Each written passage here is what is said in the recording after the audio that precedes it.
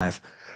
Here we are, as you can see, back in our Palm Beach, Florida headquarters. When we come to Florida, we're various different places, but right now we're in Palm Beach, right in the center of it, about a mile away from Mar-a-Lago, about a mile away from where the great Rush Limbaugh used to live, and my friend Roger Ailes, who I miss dearly, both of them. And of course, right where we are hoping and praying the next president of the United States lives. But in any event, let's start with wow. Now I know Biden is a nasty. I don't know what I'm allowed to say. You know, there are words now I want to use, like my father used to say, or just to really describe how nasty he is. But I'm not going to say them because I don't know who's listening. He's just very extraordinarily. I have no idea how he got the reputation of being a nice guy. That ended when I saw him with Bork. Now I bought into that. I met him in '81. Bork was somewhere around 87, 88, around there.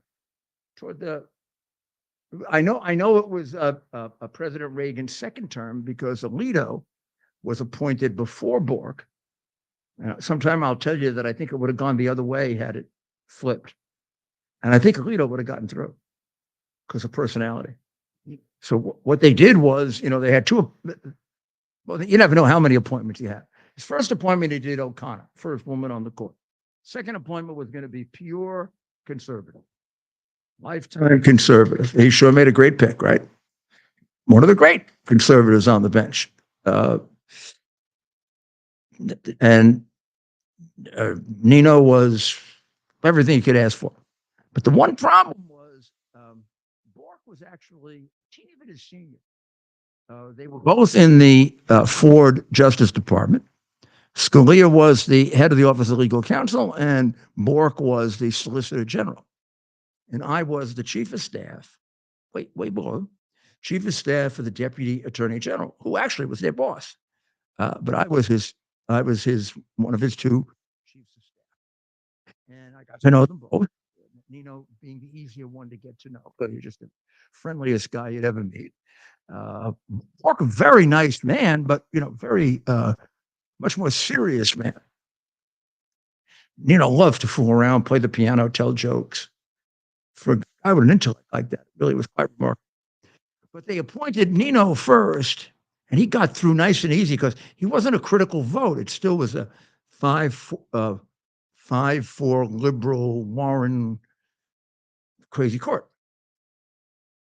And then after the election, they got the appointment and they put up Bork. And boy, they fought Bork tooth and nail, and Biden led it. And Biden was nasty and mean and everything I'd never seen in him before. Well, that's a long time ago.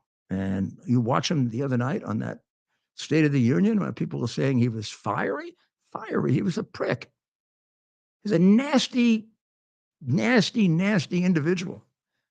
You want somebody like that leading? People say, "Oh, I don't want my child to be like Donald Trump." Donald Trump holds chairs for women. Donald Trump is a perfect gentleman, has always been every time I've been with him. This guy is a low-class slob. Yuck. Oh. Sound like a rabid dog, and rabid dogs sound better. I mean, really bad. But, he did one of the major State of the Union screw-ups in history, only getting away with it because of the suck-up press. Only getting away with it because he has a suck-up, pathetic, crooked, dishonest, anti-American press. First of all, the speech had nothing in it other than what I consider Democrat warmed over spit. I could find every one of those in some other Democrat State of the Union message.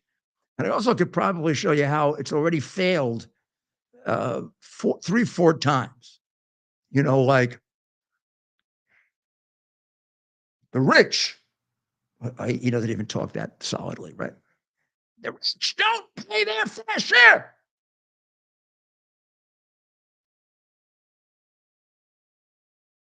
What? I know that sounds good. I know that's great for making people dumb. I know that. Stupid.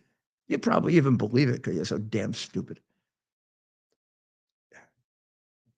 1% of people in this country, the top 1% in income, 1%, make 22% of the money.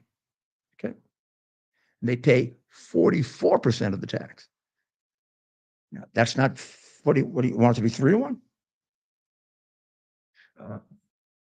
Roughly half the country pays taxes. The other half is skating by paying bupkis, voting Democrat. I don't even know how the hell we get elected. I mean, when we talk about balancing budgets, I mean, people get paid for not working. Thousands, millions. And they basically have increased it. They basically have increased it. I mean, can you imagine that? No, you can't imagine that. So, I mean, that is a complete bunch of horse manure. Complete bunch of horse manure. But, I mean, we hear that horse manure constantly, don't we? The rich don't pay their fair share. Rich don't pay their fair share. 1%, 1% makes 22% of the income, okay? And it pays 44% of the taxes. How's that not fair share? Okay. 1% pays 48% of the taxes. 25% pays 95% of the taxes. What does that leave? That leaves half of America pays 4% of the taxes. And about 40% of America pays none. So don't give me this fair share garbage, huh? I mean, and how people can say this was an exciting speech. It was warmed over Democratic crap. It's been repeated over and over again. It's proven to be false over and over again. But that's just, that's typical Biden. He can't do anything right. He did something in this speech for which I think a moral punishment is necessary. What he did to the poor Riley family is, I don't know, I'm not supposed to be religious or spiritual, but I think it's a sin. I think it's a sin, and I think it's one he repeats over and over again. So it's worth really tagging him with it, because he did it to the 13 people who lost their loved ones in Afghanistan, including the one he put in jail. I mean, how does he get away with this? How does he get away with this? These are cruel things to do. These are not even dishonest, unpatriotic, traitorous. He does all that. But Marjorie Taylor Greene gives him a button. The button has a name written on it. All I have to do is look at it. It says Laken Riley. Now, unless you're really as dumb and as demented as they say, you got to know. I mean, she was killed 10 days ago. Right? She was killed by an animal. Do you have trouble calling her an animal? I don't have trouble calling her an animal. So, he happened to also have raped a 14-year-old girl. And you describe these people as the people building America. What are they building? So you get her name wrong. So let's Here's the video clip. Yeah, let's play that. It's worth you putting this in your memory and you keeping it there until November, and go out. First time you can vote, go out and vote against him for the Riley family. Okay, please. I mean, they would like you to. I know that. Go ahead. It's not about him. It's not about me. I'd be a winner. Not really.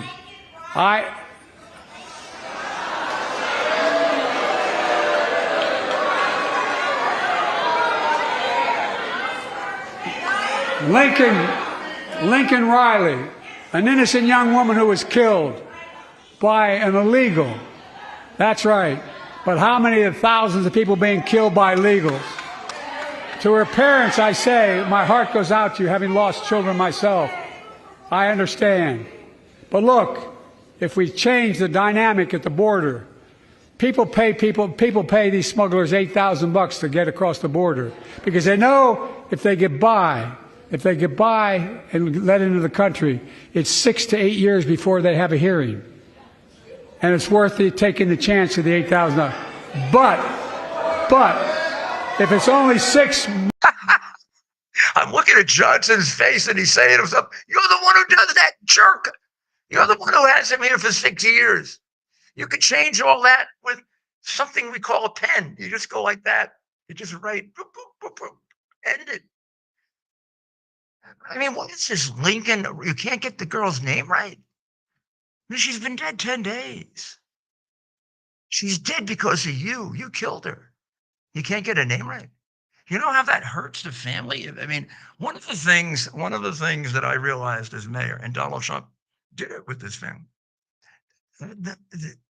The first time I had to go to a firefighter's house who was killed in the line of duty, it was March of 1994. And I drove with Father Judge to the home, and I got to tell you, I was scared. I was scared. I didn't know what to say to the family. Their 27-year-old handsome young man had 80% of it. They said, what am I going to say to them, Father? This is not, I'm a lawyer. I put people in prison. I don't comfort them. He said, you're a good man, Mayor. All you got to do. He said, I'm going to tell you what you do. First of all, when you walk in there, you don't think of yourself this way, but you're the mayor of New York. You're probably the most important person ever walked in their house from their point of view. Remember, this whole family has served the city for like 50 years. It was an Irish Catholic family, firefighters, police officers. It could be the biggest thing that happened in their house, even though the kid died. And you're going to be able to make them feel that the kid died for some purpose, for a good purpose, for the reason we're Catholics, to save someone else's life. I said, I am? He said, you will, because of who you are. I said, I'm just me. He said, no, you're the mayor. You got to, I know it's only been a month or two, but you got to come to grips with that. You're the mayor. So I walked in and I just said that we were we felt terrible, and that the son was a great hero, and that we were going to do everything we can to help the family and help the children and try to get other children to grow up like him. And they thought, and I still see them, and they say that I comforted them then. Imagine if I walked in there and I had the name of their kid wrong. Imagine if I walked in there and I said, yeah, your kid, Joe Schmo. Or in the middle of it, I did what he did with the 13 people. It's time for me to get the hell out of here. I gotta do something more important. That's the kind of bum that we have in the White House. This is personal. For me, it's personal. What he did to the Riley family is personal. Man doesn't deserve to be president. He's a disgrace. And now the really important thing is he killed her. Most of the time, if a president or a mayor or a governor has to do that, the poor man or woman didn't kill the person. You feel the guilt, actually, like you did, but you really didn't. He really did. He really did. He let this guy in. Under Trump, the guy was not allowed in. Hey, I got a surprise for you. He wasn't allowed in under Biden. I mean, under Obama. I mean, this is really bad. And then he goes on with his little lapdog. This guy is like totally pathetic in the way he, for years now, Capehart. I know Capehart when he was a kid reporter in New York. The way this guy sucks all around him, it's like really, really pathetic. But listen to this. Now he has just given the wrong name for a man for a young girl who died because he lets illegals into the United States. Okay. And this is what he's worried about, and what this pathetic creature interviewing him is worried about. Listen to this. In response to her heckling of you, you used the word illegal when talking about the man who allegedly killed Laken Riley. An undocumented person.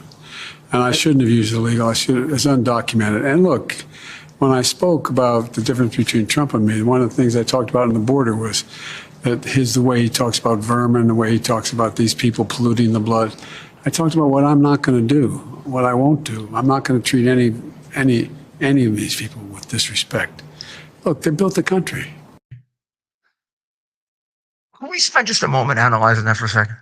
First of all, just take my word for it. They went on for a half hour. These two pathetic creatures never mentioned Lincoln. He never apologized for mispronouncing her name as Lincoln. He never apologized for never calling the family. He never apologized for the policies that he had that led to her death.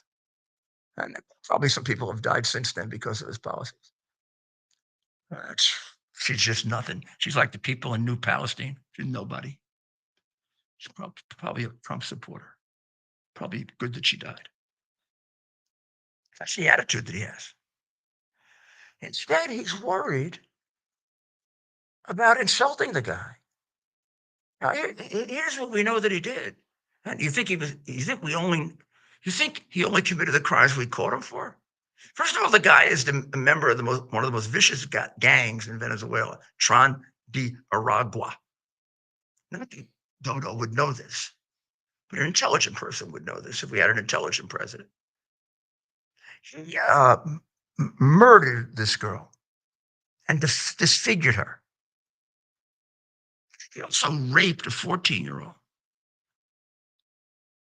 And we're going to call him, what are we going to call him? Undocumented? He's not illegal? What does he have to do to be illegal?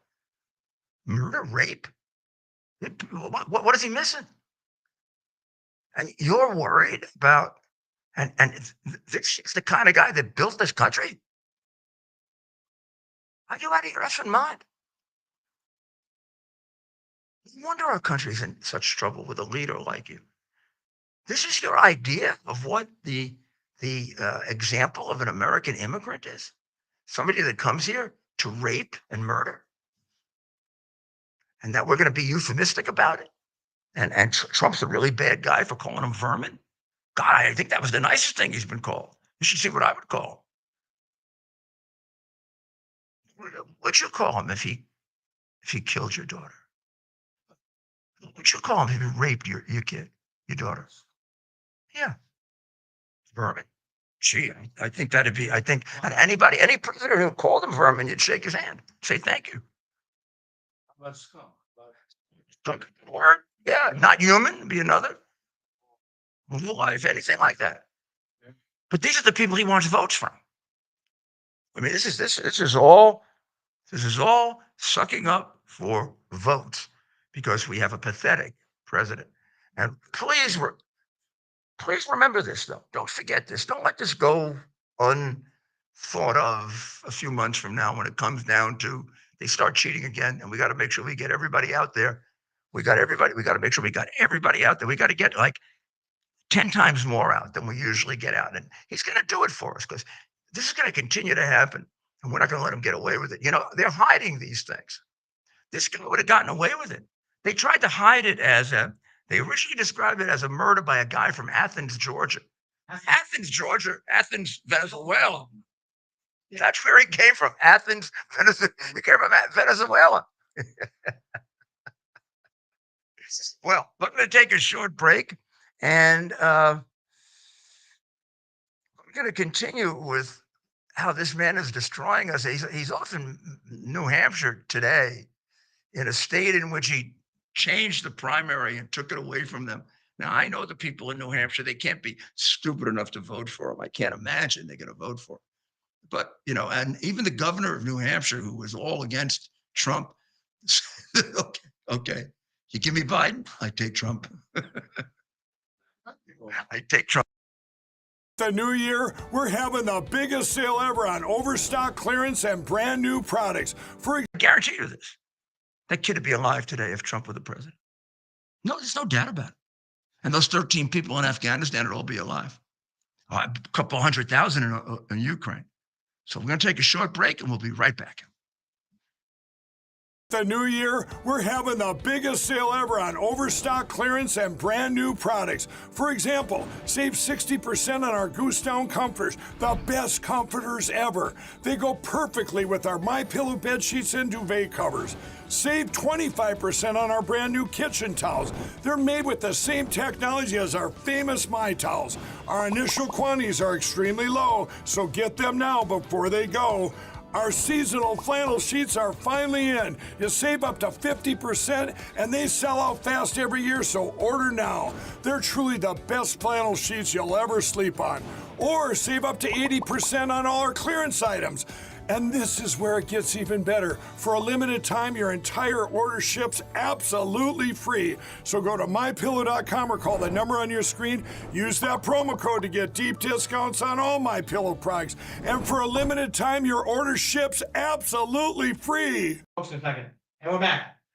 We're back again. And, you know, here's another one that during his speech, the jackass in chief says that he's the greatest friend of Israel. Do you have that easily available, Ted? The greatest friend, our greatest friend of it. With friends like this, Israel might as well cave in. Oh, where Biden says he claims he's He's the greatest friend of Israel. Yeah, I mean, how about Bush? How about Trump? How about Reagan? A lifelong supporter of Israel. My entire career, no one has a stronger record with Israel than I do. I challenge any of you here. I'm the only American president of Israel in wartime. But there is no other path that guarantees Israel's security and democracy. There is no other path that guarantees Palestinians can live in peace with peace and dignity. President to visit them in wartime because he caused a war. If it wasn't for him, there wouldn't be a war. That's a hell of a thing to brag about, dopey. The only reason you're the only American president to be there in wartime is because this war was created by you. This wasn't happening. Trump handed you a world at peace. You have given us a world that some people think is on the brink of world war. I mean, can it be any worse than that? No, it can't be any worse than that. So but now, this is what a two-faced little creepy liar you are. You go down to the well of the house afterwards, right? Like a gossipy old lady. And what do you say to your crooked little Democratic friends who are gossipy old men like you are? Just listen to this. Yeah, you're the best president for Israel, but you're going to screw Netanyahu behind his back, aren't you? Let's listen.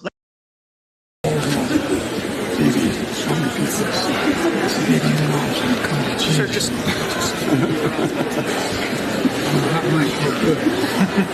That was good.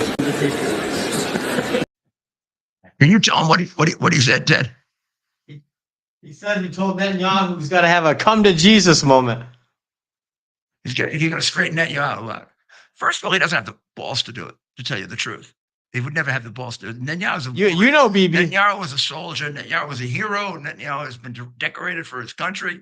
His brother was probably the greatest hero in the Israeli army. Netanyahu would go like this and knock him over. Yeah. Plus, this guy exaggerates about everything.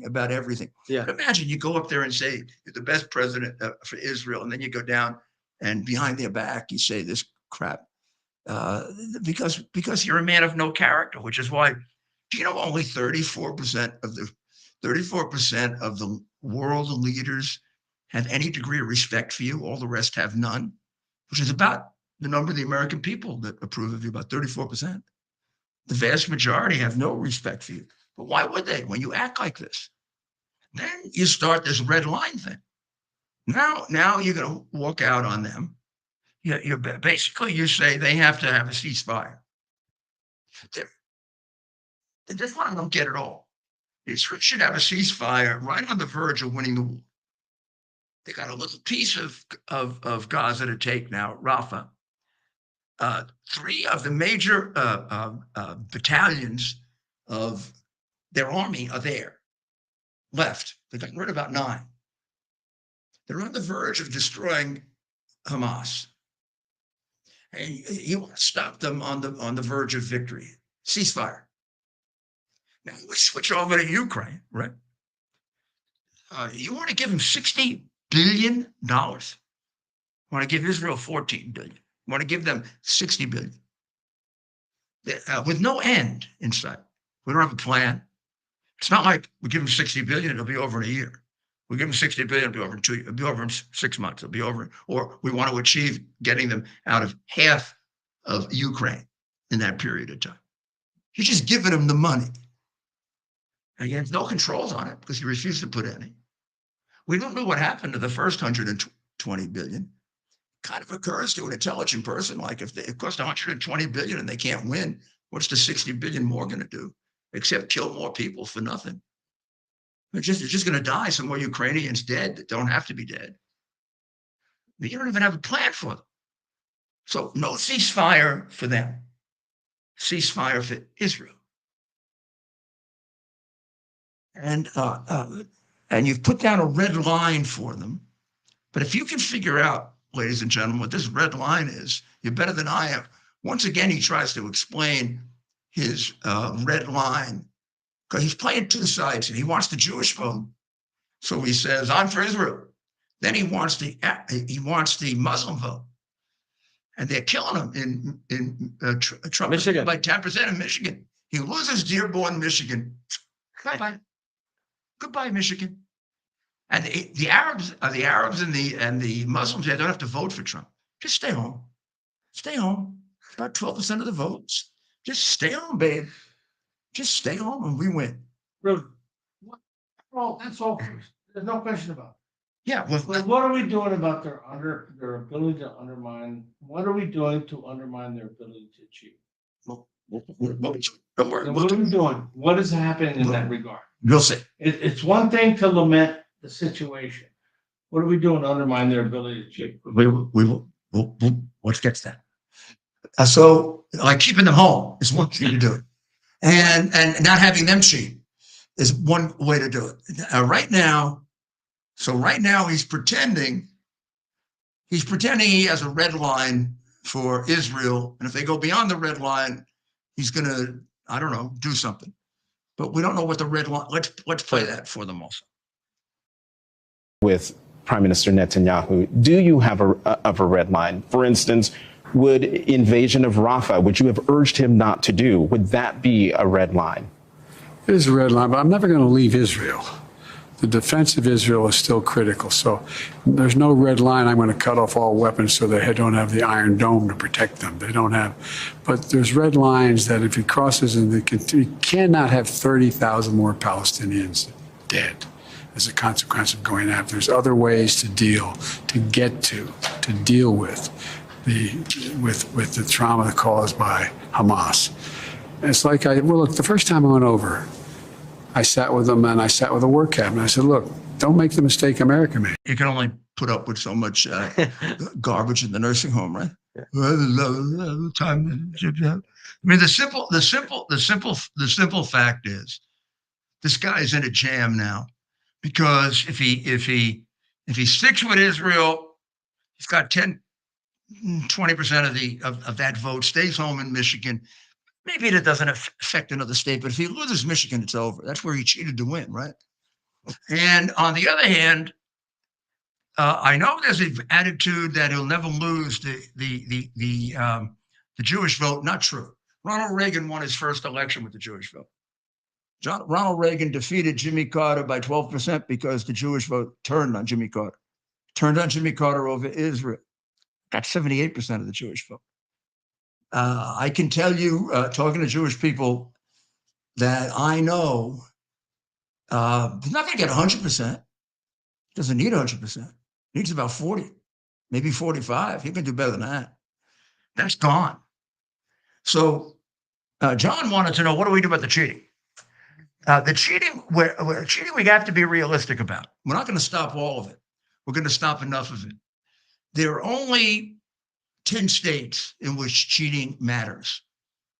40 states have decided already. You can't cheat your way to change it. You can't, for example, if we wanted to cheat, we couldn't cheat enough to win New York, nor could they cheat enough to win Mississippi. In fact, they get killed if they try. So you take 40 states, maybe 38 states, nobody's going to cheat. because they can't get anywhere doing it. That's why they don't. If they're going to cheat in Chicago, they're going to cheat in Chicago for practice. They're not going to cheat in Chicago because it's going to change. Illinois, he's going to win Illinois. No matter what happens, he's going to win Illinois. Now, let's take a different state. Let's take the state of Wisconsin, the state that Trump lost last time, or did he win last time?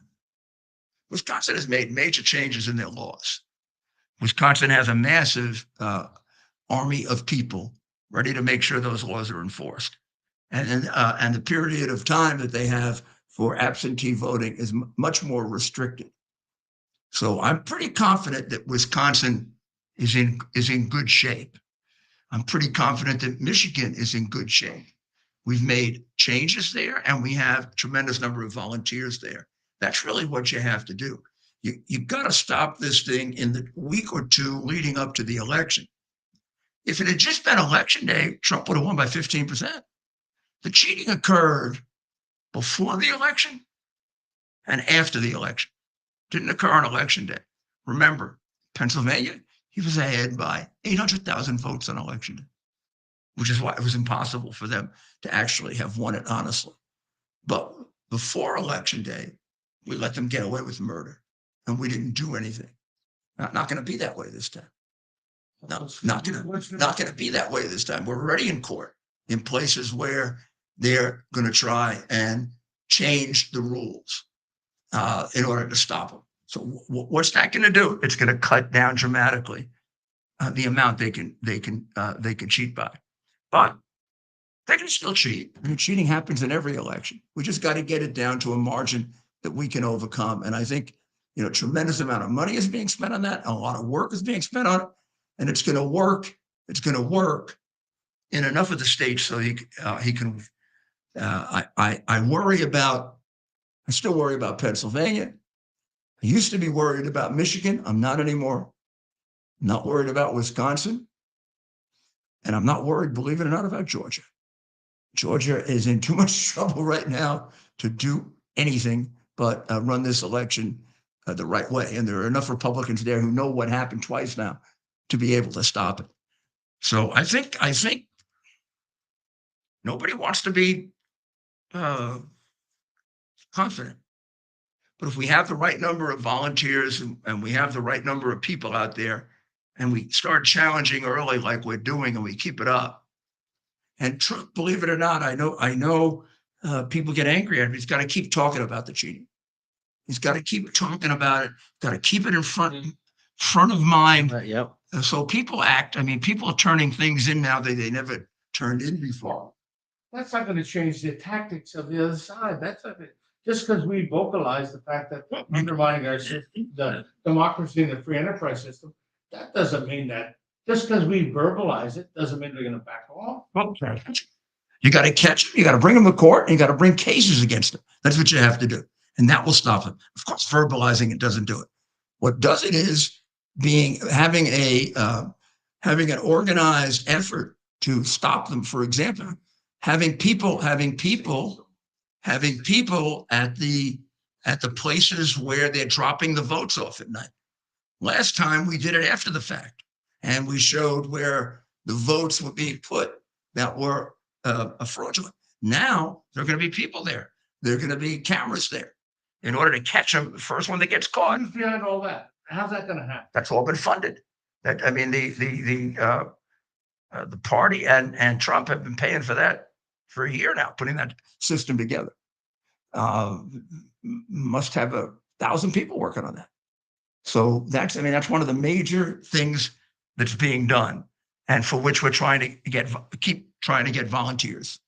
So let's take a short break, and we'll be right back with a congresswoman who beat the living daylights out of a sissy boy yesterday. Foundation delivers on its promise to do good and never forget the sacrifices America's greatest heroes have made for us. Heroes who risked their lives to keep our communities and our country safe. Heroes like United States Marine Corps Captain and pilot John Jeremy Sachs. Captain Sachs sustained fatal injuries when his military aircraft crashed during training, killing him and 5 other service members. He's remembered by loved ones as courageous, brilliant, and devoted to his career, family, and friends. Sean is survived by his wife, Amber, who gave birth to their second daughter 3 months after his death. Tunnel to Towers paid the mortgage on the family home for Amber and their 2 daughters. The foundation has helped over 1,000 military and first responder families navigate the worst of times by removing the burden of a mortgage payment. Our nation's heroes and their families need your help now more than ever. Donate $11 a month to Tunnel to Towers at T2T.org. T2T.org. That's T, the number 2T.org. T2T.org. Please donate now. We're back. Well, today I had the opportunity on my radio show to interview a very, very wonderful congresswoman who did a great job, Nancy Mace. Nancy was on the George Stephanopoulos show, and Nancy was there really to talk about what happened during the State of the Union speech, about how Biden got the name of the young lady wrong, about how he seems to like the illegals, and you can't use the word illegal even though they rape and murder. And all of a sudden, Stephanopoulos started attacking her as a woman who's been raped that's supporting Trump, because according to Stephanopoulos, Trump was found guilty of rape, which he repeats over and over again. Let's begin with the fact that Trump has not been found guilty of rape. There was a civil case in which Trump was found not liable for rape. That was decided about 8 months ago. But Stephanopoulos just kept repeating this, harassing Nancy Mace. So let's listen to this, and let's listen to what a creep Stephanopoulos is.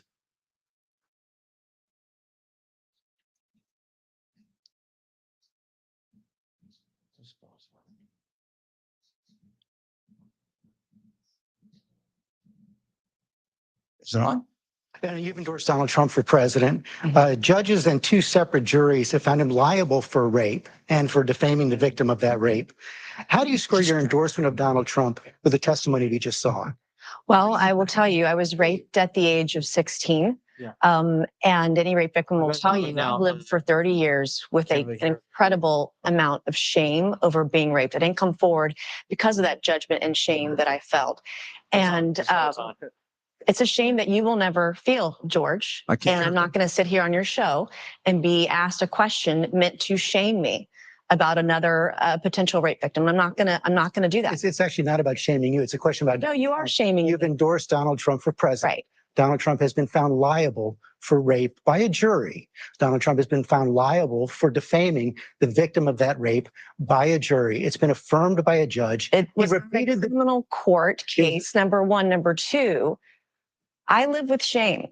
And you're asking me a question about my political choices, trying to shame me as a rape victim. And I find it disgusting. And quite frankly, E. Jean Carroll's comments when she did get the judgment, joking about what she was going to buy, it makes it harder for women to come forward when they make a mockery out of rape, when they joke about it. Doesn't it make it harder for women to come forward when they... It makes it harder when other women joke about it, and she's joked about it. I find it offensive. And I also find it offensive that you're trying to shame me with this question. I'm not trying to shame you. In fact, I have dealt with this for 30 years. You know how hard it was to tell my story 5 years ago when they were doing a fetal heartbeat bill and there were no exceptions for rape, incest, or rape or incest in there?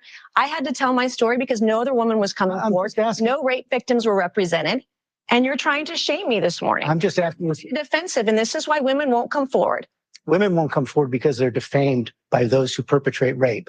Donald Trump, they are judged and they're shamed, and you're trying to shame me this morning. I'm not shaming you at all. I thought you. My story took me 25 years to tell my story. I was judged for it. I still get judged for it today. I'm asking you a very simple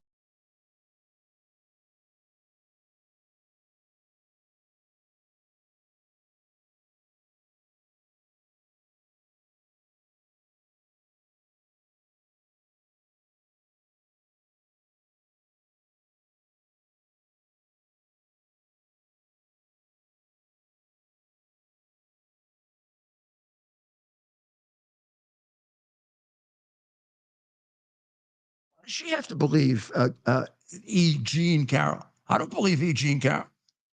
Like, I'm sorry if you're too stupid not to figure it out. But you live in New York City like I do. You really believe that Donald Trump walked into Bergdorf Goodman's department store, the most crowded department store in New York City, and took a woman 20 years older than him into a dressing room and raped her? He might as well do it on 42nd Street. At the time, he was one of the most well-known men in New York. I can't walk into Bergdorf Goodman's without 5 salespeople around me. I'm sure he gets 10. Do you realize how incredibly stupid that story is, which she didn't tell for years? And she finally told it when she wanted to make money. She's the same one who, when she's being reported, they said to her, it must have been terrible to be raped. It's awful. She said, oh, it's quite sexual. Yeah, right. We're not talking about whack job here. Or I can't have that opinion. And you're going to harass me because I have that opinion that she's a whack job and wants to make money? Like she's the first one to do that? Sorry, Stephanopoulos, but you should go back and work for the Democrat or Communist Party like you used to. That's where you belong. Liz Cheney today got caught covering up the proof that Trump requested the National Guard for January 6th.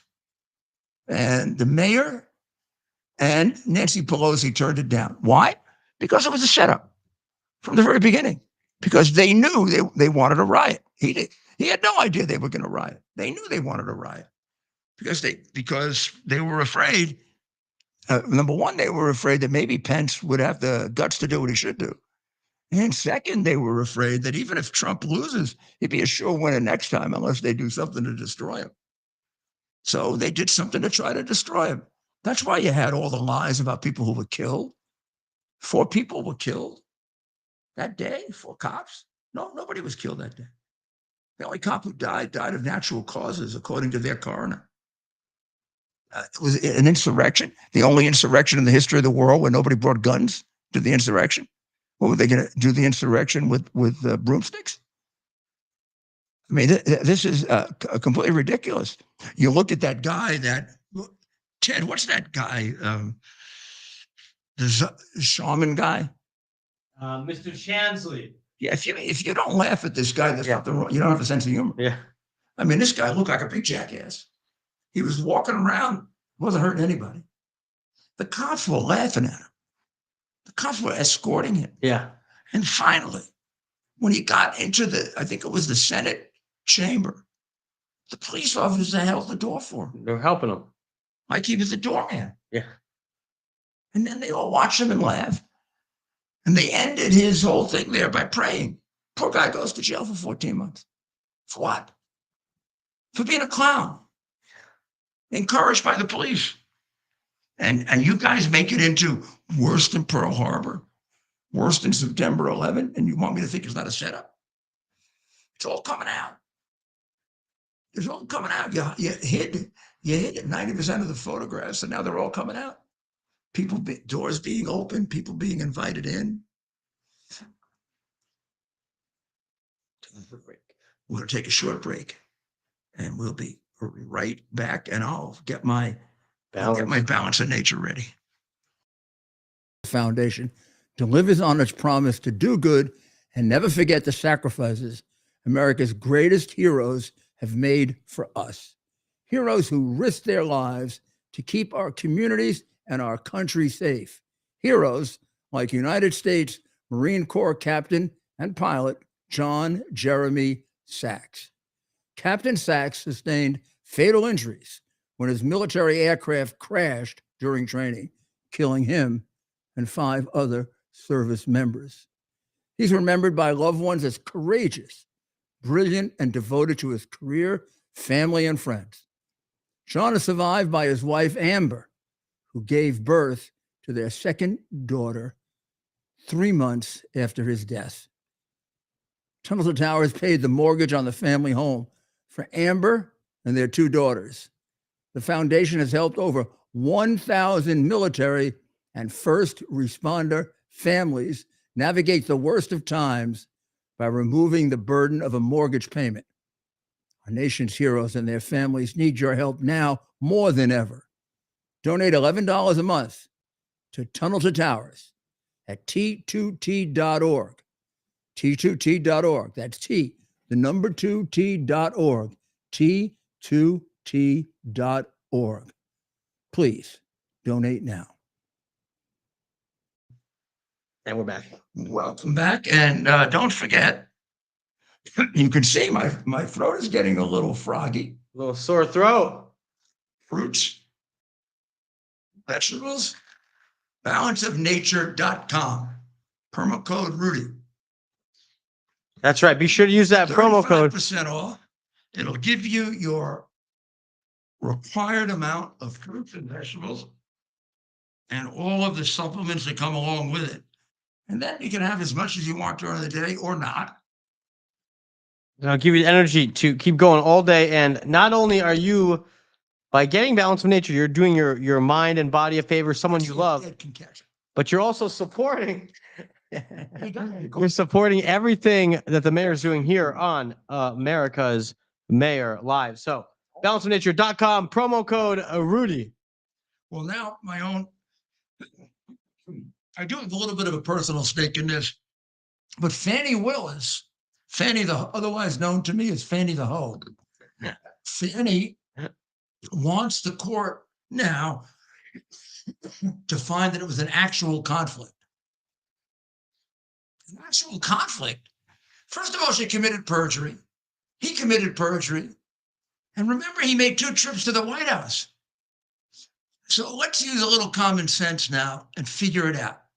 Fannie Willis hired a boyfriend who doesn't know a damn thing about trying a case, never did, doesn't know a damn thing about this very complicated RICO statute, which they indicted me and Trump and under, doesn't know anything about it. Not a damn thing. He knows as much about it as the milkman does. Why does she hire him? Because he's the go-between with the White House. He's the one that goes and visits the White House twice so that they can make sure that this case is one of 4 that they put in to try to block him from being president. And I think that is going to require this judge to dismiss her. Let's see what happens. He's going to decide in a week or so. If he dismisses her, there's probably nobody else going to take the case. And at least we got one down, and that won't interfere with what we've got to do. And also, we'll continue to show people that what they're really trying to do is to use every crooked means possible to try to stop him from being president. I've also got my fingers crossed, which a lawyer shouldn't do. Fingers crossed is like a stupid thing to do. But I would have a very hard time believing that they're going to allow Colorado and these other places to kick him off the ballot. Supreme Court argument sounded like an 8-1-9-0 decision. That it can make a big difference. Most of the places they would throw him off are places that he's not going to win anyway. But there are a couple like Colorado where I think we can win. And I think that also helps to show exactly what they're all about. I want to take you to something else that has to do with our long-term future. I know we forget sometimes because there's the war in Israel and there's the war in Ukraine. There's still a bunch of Muslims out there that want to come here and kill us. In fact, they don't want to come here and kill us. They're here. You've heard Ray, who's wrong about everything but this, says there are more Muslim terrorists in this country now than ever before. Now, he acts like a dope. Like, the question is why? Why? Because the door is open. If you were a Muslim terrorist, you would be out of your mind to not send people in here. This is your greatest opportunity you're ever going to get. You can bring them in and nobody's going to stop them. First of all, even if they get stopped, nothing's going to happen. And you can probably get them in without even getting them stopped if you pay the cartels enough money, 10,000, 20,000. They'll bring them in and nobody will get to see them. And if somebody like Christopher Wray tells you there are too many here, you can be sure. Now, just in case you think they've changed, Pakistan yesterday, not that you're going to see this in any legitimate newspaper, which is why we exist, to get you this information. Nobody's going to give you this information. So please write this down and tell your friends. Yesterday, a Pakistan court sentenced a 22-year-old man, young man, to death, and a 17-year-old man, because he's younger, to life in prison, because they wrote some sarcastic poems about Muhammad and all the wives he had. They were criticizing Muhammad for having had, I don't know how many wives he had, 20. And it is arguably, history says some of them were so young it would shock the hell out of you. So they're basically saying Muhammad was a pedophile. That is not an unsupportable historical opinion. It may be true, it may not true, but it's certainly a lot of historians that believe it. He certainly was a murderer. You killed him for it. I mean, I dealt with people putting dung on the Blessed Mother and showing pictures of Jesus nude in New York museums and tried to take money away from it. The court stopped me. We didn't execute them. So these are the people that are after us.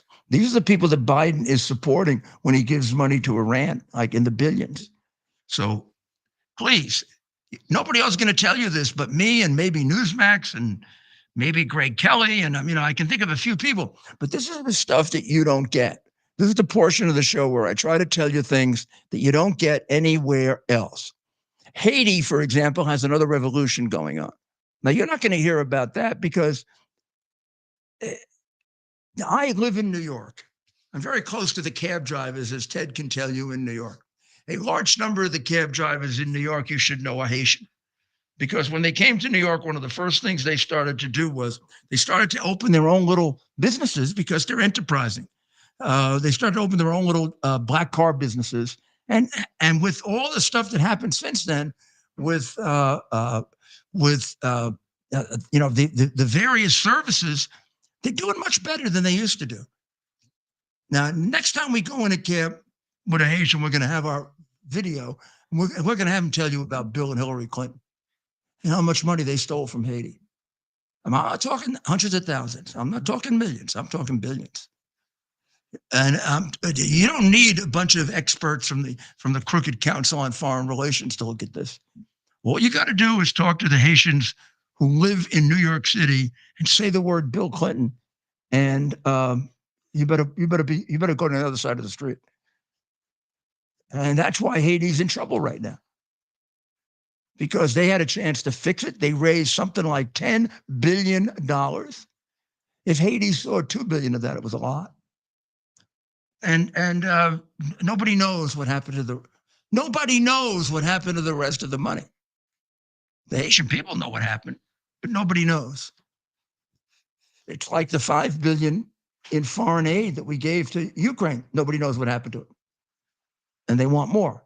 Before we give them more, we should know what happened to the money that we gave them in the past. So, Ted, the budget.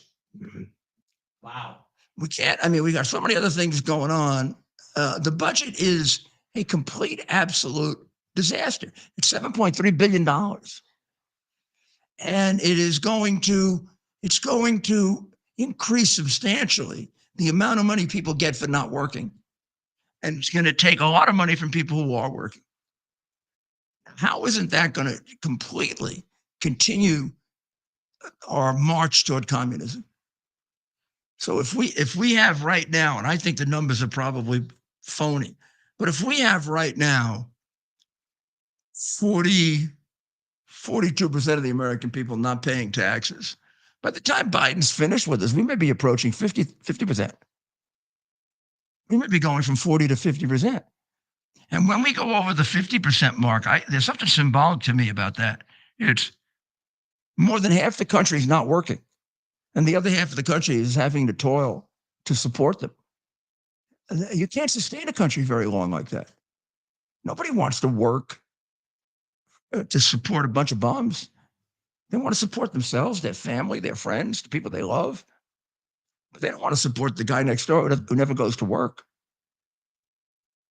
So this is exactly at the core of his budget, which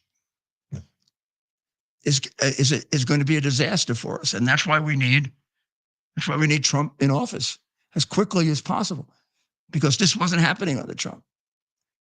I mean, we reversed this almost immediately. We have any observations from our friends? So this $7.3 trillion includes $405 million to hire 1,300 additional Border Patrol agents and $239 million to hire 1,000 additional U.S. Customs and Border Protection Border Patrol agents officers used to escort people into the United States.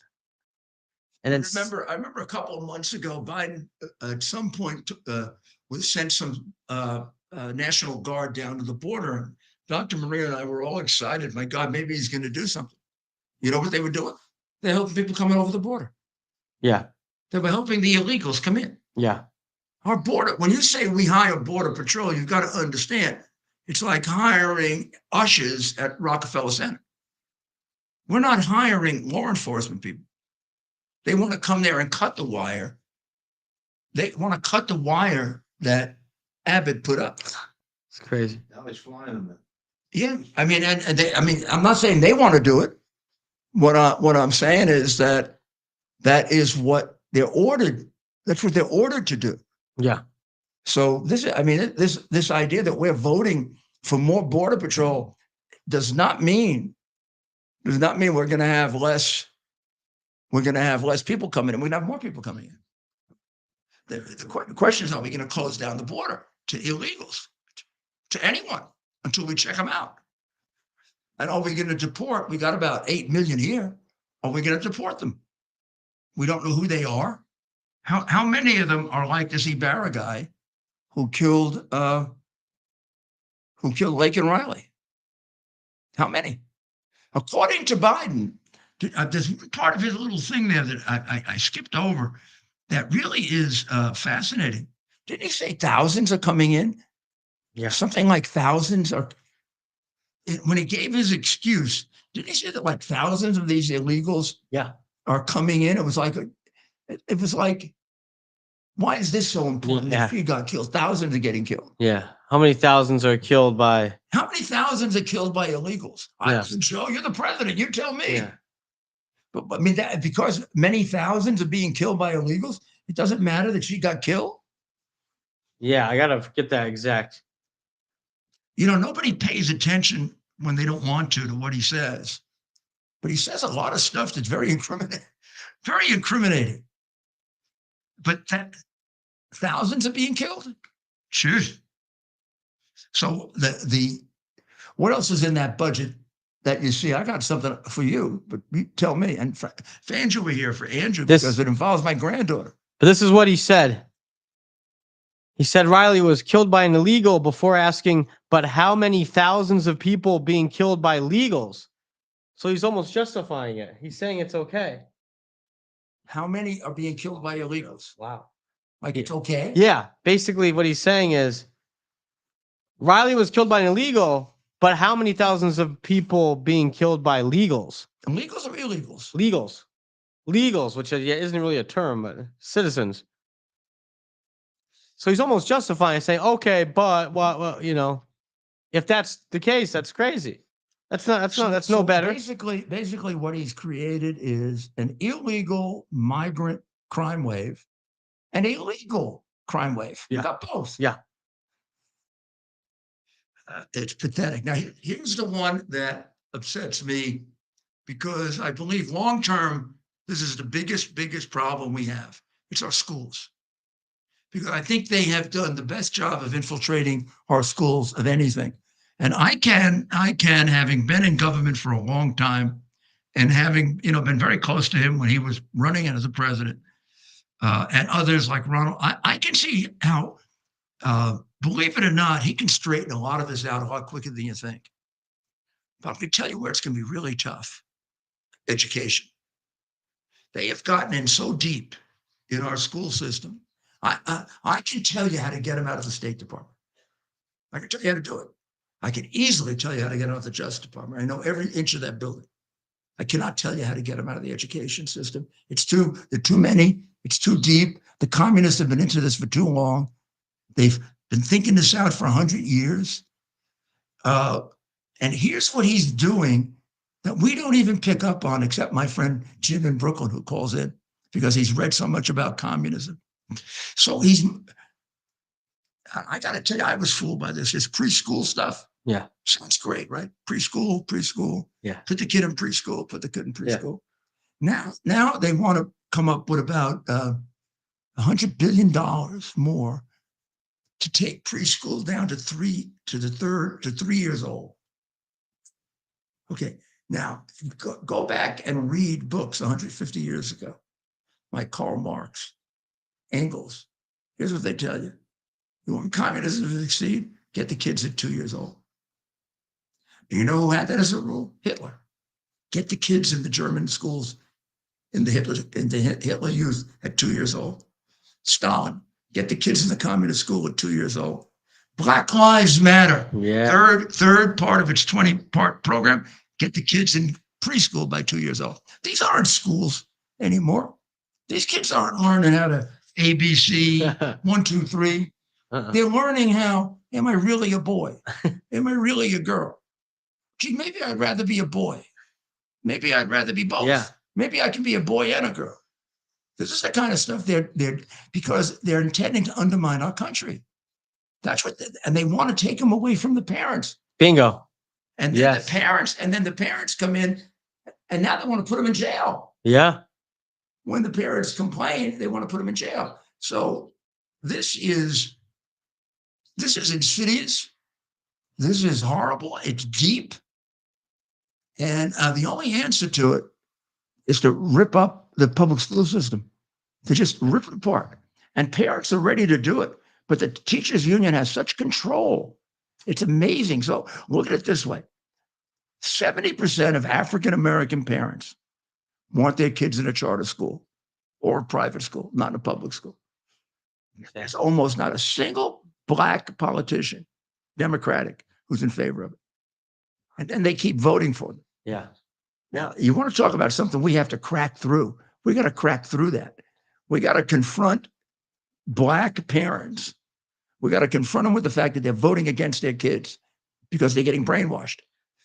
Well, and what was your experience working with the teachers' unions in New York? It was the worst union. I got along with every union one way or another because I know how to negotiate.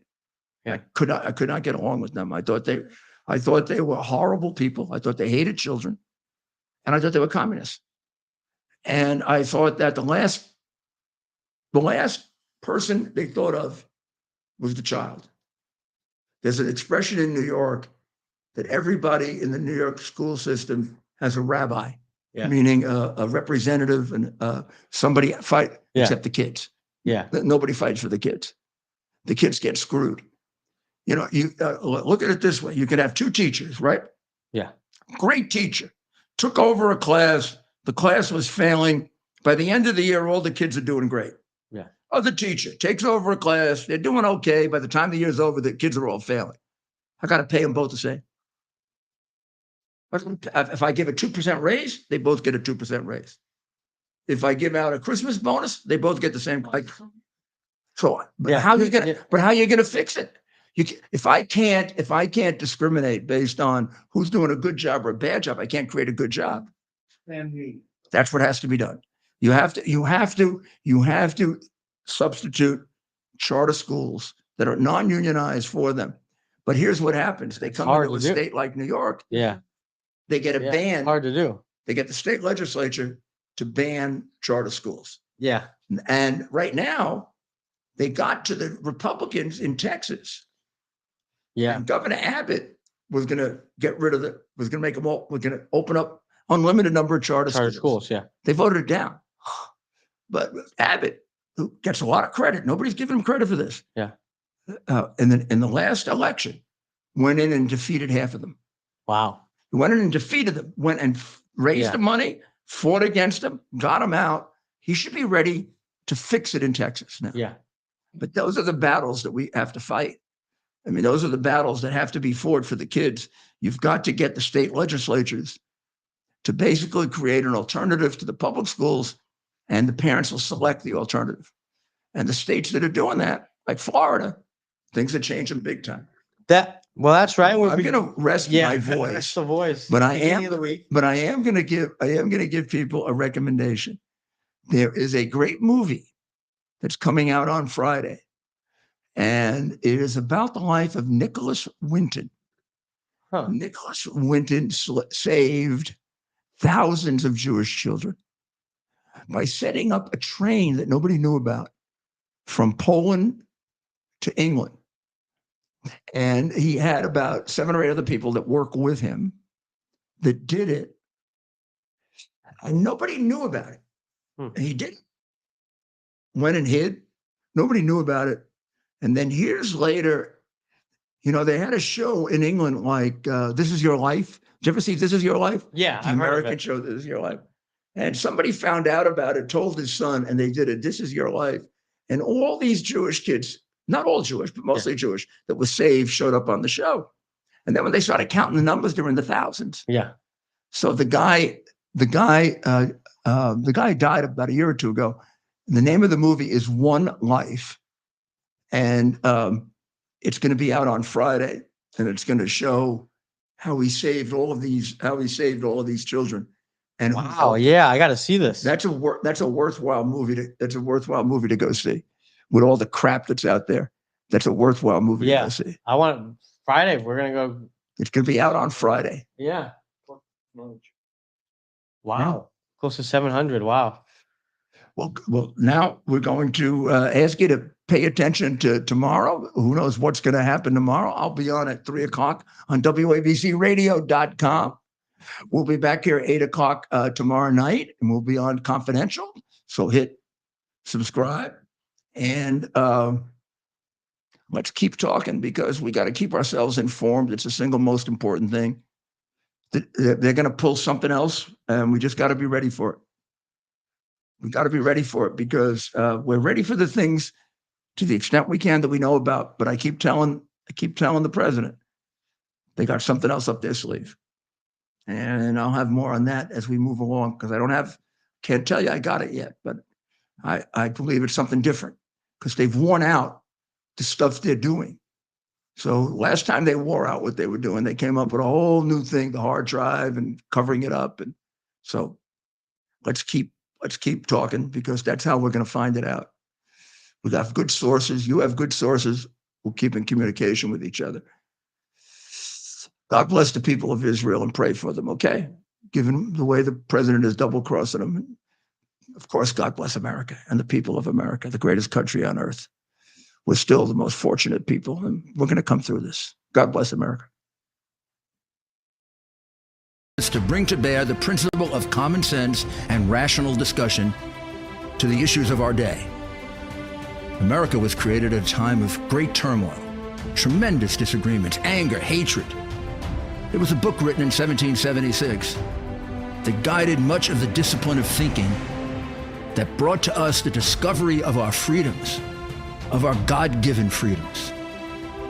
It was Thomas Paine's Common Sense, written in 1776, one of the first American bestsellers, in which Thomas Paine explained, by rational principles, the reason why these small colonies felt the necessity to separate from the Kingdom of Great Britain and the King of England. He explained their inherent desire for liberty, for freedom, freedom of religion, freedom of speech, the ability to select the people who govern them. And he explained it in ways that were understandable to all the people, not just the elite. Because the desire for freedom is universal. The desire for freedom adheres in the human mind, and it is part of the human soul. This is exactly the time we should consult our history. Look at what we've done in the past, and see if we can't use it to help us now. We understand that our founders created the greatest country in the history of the world, the greatest democracy, the freest country, a country that has taken more people out of poverty than any country ever. All of us are so fortunate to be Americans. But a great deal of the reason for America's constant ability to self-improve is because we're able to reason, we're able to talk, we're able to analyze. We are able to apply our God-given common sense. So let's do it.